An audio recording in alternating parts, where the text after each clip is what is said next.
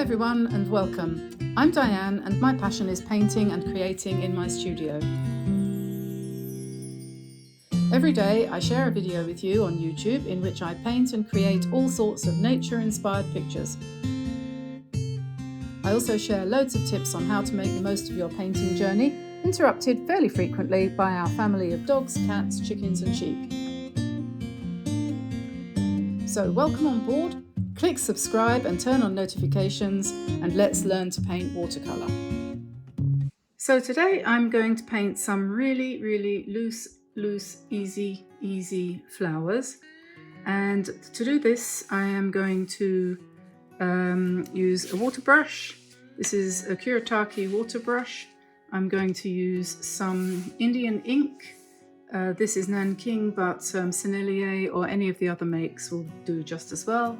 I'm going to use a glass pen, which has a really nice nib on it, and you can buy these. I'll put a link in the description below. The important part is the actual nib section, not the handle, and these handles aren't that good for most of us because they're very slim. So the ones that you can buy nowadays from Amazon have a much more chunky handle, more like this, so it's easier to hold, so I recommend that. So this is my rough here, which I've done in magentas and blues, and that's roughly what we're going to be aiming for today, so I'll put that to one side. I'm going to be really lazy today and use the Watercolor sheets, which as you can see, mine have had a lot of use, and I'm going to have to buy some new ones soon. They do last quite a long time though, and there's still quite a lot of paint left on these. They just look absolutely dreadful because I'm a messy girl, really, as you can see. So yeah, so there we are, that's those, and I'm going to pop those down here. And I've got my piece of Clairefontaine Etuval watercolour paper here. I've put it directly on my table, which is painted with Annie Sloan paint. And I repaint that regularly to keep it reasonably clean. The reason I've got it there and not on a board, and I would recommend that you do yours on a board, is because I think the brown of the wooden board behind the white paper is confusing my camera and giving us a bit of a problem with colour. So one thing and another, if it's not the camera moving, it's Siri speaking to me while I'm talking to you. I don't know, life's so complicated with all this technology. Anyway, so thing to do is to choose your colour palette, which is to say which colours you're going to use. I don't mean the palette that you're going to mix on, I mean the colours you're going to use. And so here I had a few that I'd chosen, and I'm just going to run through those again quickly. I had got on the Viviva colours, I've got Vivid Red, which is more of a kind of scarlet, you might call it. I had got Burgundy, and then a blue, and I think I had gone for ocean blue. This is, I don't know why they call it that. So those are the three that I was using. So I'm going to go for that. And so then, first thing is to make some sploshes of water on your paper in the kind of random sort of arrangement that we love. So just, if you want to use a water brush, you can. You just give it a good squeeze. Or you can use any regular brush. And so just do that with a regular brush. Maybe make one down the bottom a bit smaller. And that one there, maybe we'll have one down here as well. You have to look at it from the side to be able to see what you're doing. And believe me, this is a random experience. So now I'm going to pick up some of my Vivid Red, and I'm going to drop some of that in here. You know those, are they called parrot tulips? The ones that have the sort of flary, I don't know how you would describe it, like feathers almost. So just give yourself a bit of a shape and then drop more paint in, and if you want to mix the colour, make it a bit darker, you can add some burgundy at the bottom and you just let that spread. So we'll just see how that goes. And then I'm going to take some burgundy to start with and drop that in and really enjoy how the paint moves in the water.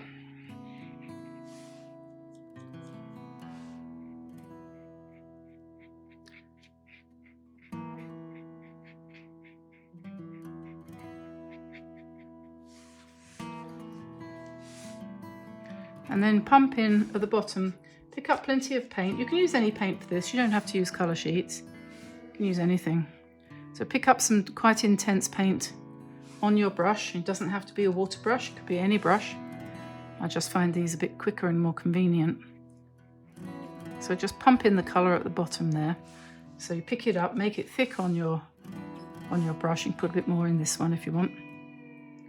And then you just let that, and it will move. I'm using, did I say this already, Clairefontaine paper here. Etival. Okay, so then I'm going to do a blue one. So pick up a nice lot of blue, drop that in. Say to yourself, oh, that might be a little bit on the greenish side, so we'll go to some Persian blue and make it a bit more blue. And just thinking tulips, really. We're not really trying to create a real tulip, so just pump in more paint down the bottom. And maybe we'll have another blue one over here, using the Persian blue, which is like a strong ultramarine. And just bring that up into where we've wet the paper. And you'll notice when you're doing this that some pigments work differently from others. So like this one goes a lot more frondy than that one. It's because the size of the pigment particles, I believe, are different, and they make the paint move differently. Then I'm going to take a plunge and put some burgundy with that Persian blue. If I can find another. I think my paper's drying. I've got the air conditioning going now, and where is the next wet one? I can't see. I'm going to have to put a new one in, I think. Put one there. And get the purple. The air conditioning, yes, it's brilliant. It's going to warm us in this winter and cool us in the summer, and dry the paint really quickly. With any luck. We'll see where that's going to go. 1, 2, 3, 4, 5. That's probably enough. So having done that, now we are going to go to the ink, to the mattresses. And I'm going to take my pen and I'm going to draw in a stem, and we're going to let that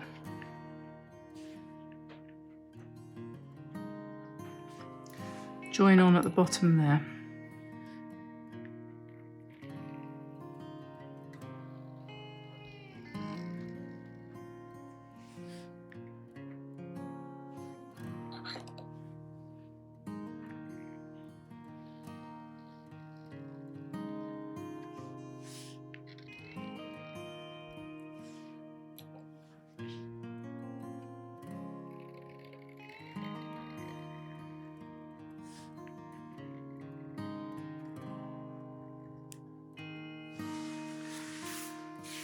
Okay, and then you could do long leaves for like a real tulip has, or you can just do small pointy ones like that, because that's okay, isn't it?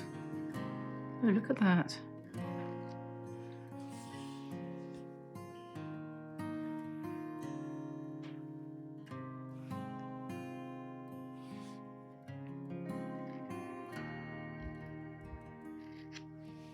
That's interesting. I'm not going to try and change that.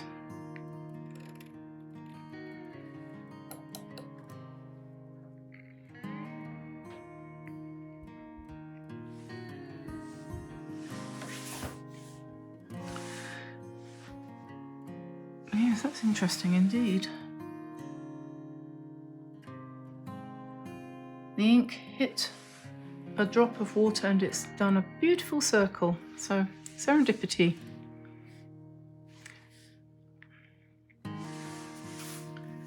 Okay, so I'm going to let that dry and then we'll see what we want to do to it next. Okay, so now that's dry, we're going to put some green on the leaves. So I'm just having a quick hunt here for the right colour. I don't... Okay, so this is quite a nice dark olive green, so we'll put that in like this, and then we can cover up any of the mistakes, like that blob that I managed to do.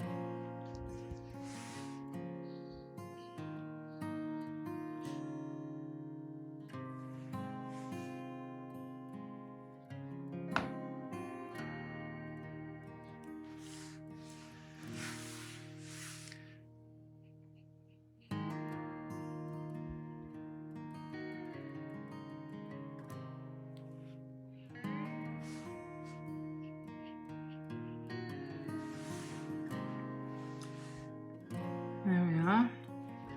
So that's that. And then I think I'm going to put a few more lines in with the ink. Just a few sort of scribbly lines around where maybe the petals might be, just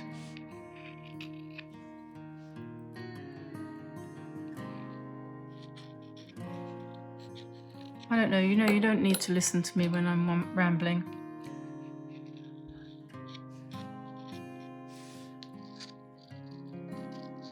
Let's hope Tamsin put some nice loud music on so you don't have to listen to my inanities.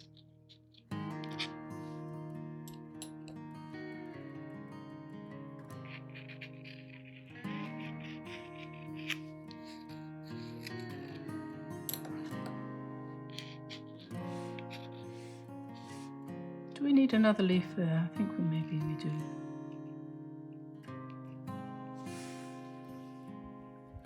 So maybe we'll just make that one green too.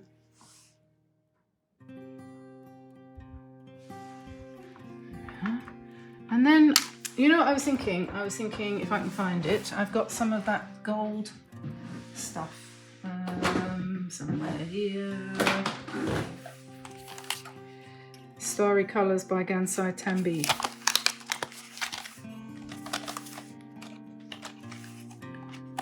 Oh, come out. There we go. So supposing, we took some of this. It takes ages to get this activated. You really do have to activate it. You would think that you'd put a plastic coating on it. It takes such a long time. La-di-da, la-di-da, la-di-di-di-da-da. Light gold. Okay, and I'm going to try it out on my practice one.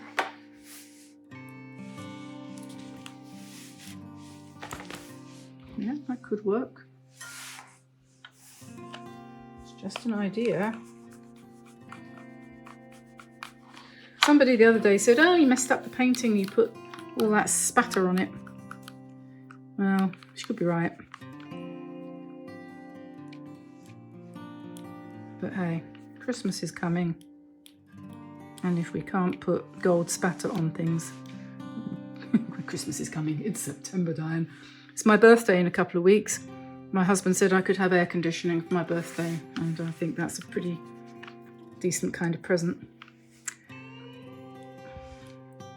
Okay, so there we are, some gold on those there flowers.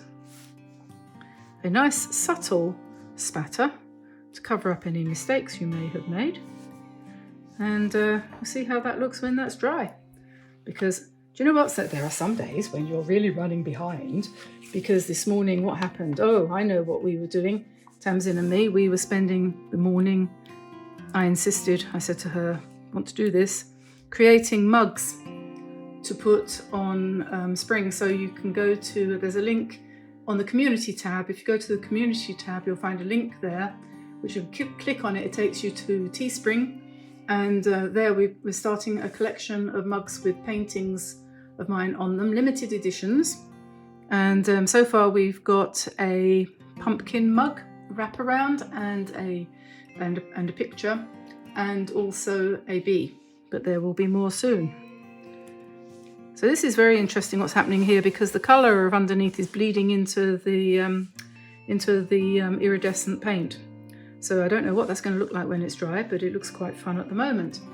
So I will try to give you a complete picture of that. Sorry about that.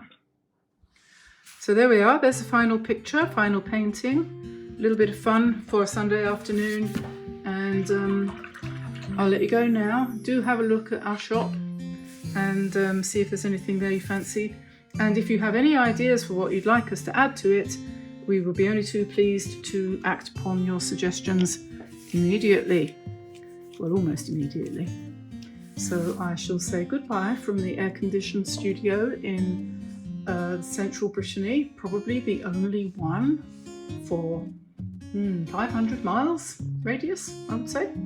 And good luck everybody, and I'll see you again soon. Bye for now everyone. Bye bye.